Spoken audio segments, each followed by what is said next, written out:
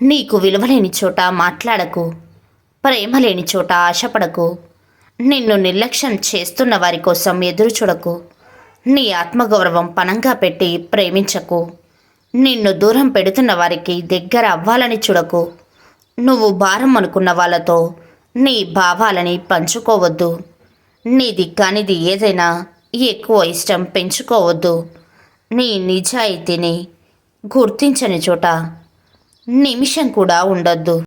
నలుగురికి నచ్చే నువ్వు నలుగురికి నచ్చాలని లేదు. 10 మంది మెచ్చుకునే నిన్ను మరో 10 మంది తిట్టుకోవచ్చు. ఎందుకంటే నీ వ్యక్తిత్వం నీది, ఎదుటివారి ఆలోచన నీది కాదు. అందుకే ఎప్పుడూ ఒకరి మెప్పు కోసమో గొప్ప కోసమో కాదు, నీకోసం నువ్వు నిజమైన వ్యక్తిత్వంతో జీవించు. మనం ఎంత మంచిగా ఉన్నా ఎవరో ఒకరి కథలో చెడ్డవాళ్ళమే. కాబట్టి ఇతరులకు నచ్చాలని నటిస్తూ బ్రతకడం కన్నా మనకు నచ్చినట్లు బ్రతికేయడం మంచిది. నిర్ణయం తీసుకునే వేళ అమితానందంగా లేదా అతి కష్టంగా అనిపిస్తున్నప్పుడు కాస్త ఆగండి. ఎందుకంటే రెండు స్థితులు మిమ్మల్ని సరైన నిర్ణయం తీసుకోనియవు. మండుతున్న చెట్టు మీద ఏ పక్షి వలదు. అలాగే కోపంతో రగిలిపోయే వారికి సుఖ సంతోషాలు ఎన్నడూ ఉండవు. బాగున్నప్పుడు పువ్వు లాంటి మాటలు మాట్లాడిన వారే బాగోలేనప్పుడు రాళ్ళ లాంటి మాటలు మీదకు విసురుతారు. ఎవరు ఎలాగున్నా నువ్వు మాత్రం నీలాగే ఉండు. నీకు తప్పు అనిపించేది ప్రతిదీ తప్పు కాదు. అలాగే ఒప్పు అనిపించేది ప్రతిదీ ఒప్పు కాదు. అది కేవలం నువ్వు చూసే విధానం పైన ఆధారపడి మిమ్మల్ని చులకనగా చూసేవారి నుండి, పరిష్కారం లేని గొడవల నుండి, మీ మనసును కష్టపెట్టే విషయాల నుండి ఎంత దూరంగా ఉండగలిగితే మనసుకు అంత శాంతి. తనపై తనకు నమ్మకం ఉన్న వ్యక్తి ఇతరుల నమ్మకాన్ని కూడా పొందగలుగుతాడు. తనపై నమ్మకం లేని వ్యక్తి ఇతరుల నమ్మకాన్ని పొందలేడు. చేతి నిండా డబ్బు ఉన్నప్పుడు నువ్వు ప్రపంచాన్ని మర్చిపోతావు. రూపాయి కూడా చేతిలో లేనప్పుడు ప్రపంచం నిన్ను మర్చిపోతుంది. మిత్రమా, ఎప్పుడూ నవ్వుతూ ఉండు. ఎంతలా అంటే నీ చిరునవ్వు ముందు నీ సమస్యలు చిన్నబోయేంతలా. గాయం కూడా గర్వపడాలి చేరుకున్న గమ్యాన్ని చూసి. అందరూ అంటూ ఉంటారు, డబ్బు కాదు ముఖ్యం, ప్రేమ అనుబంధాలు అని.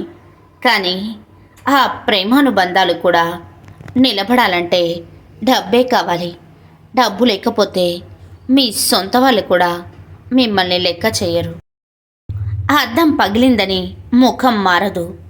పరిస్థితులు మారాయని విలువ తగ్గదు. పరిస్థితులు తాత్కాలికం, నీ ధైర్యమే శాశ్వతం. గడియారం ముళ్ళు ఒకదానితో ఒకటి పోటీ పడవు. వాటి పని అవి చేస్తాయి కాబట్టి సమయం సరిగ్గా నడుస్తుంది. అలాగే ఇతరులతో పోల్చుకోవడం మానేసి నీ కర్తవ్యంపై దృష్టి పెట్టు.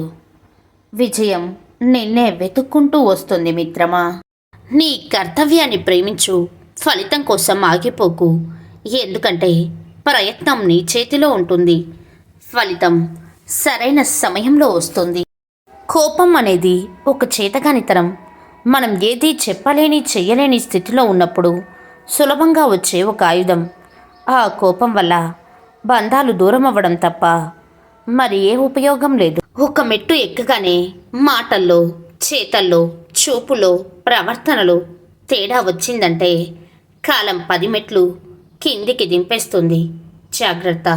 నీ ప్రవర్తన మార్చుకోకుండా చేసిన తప్పులకు ఎన్ని క్షమాపణలు చెప్పినా అది ద్రోహమే అవుతుంది.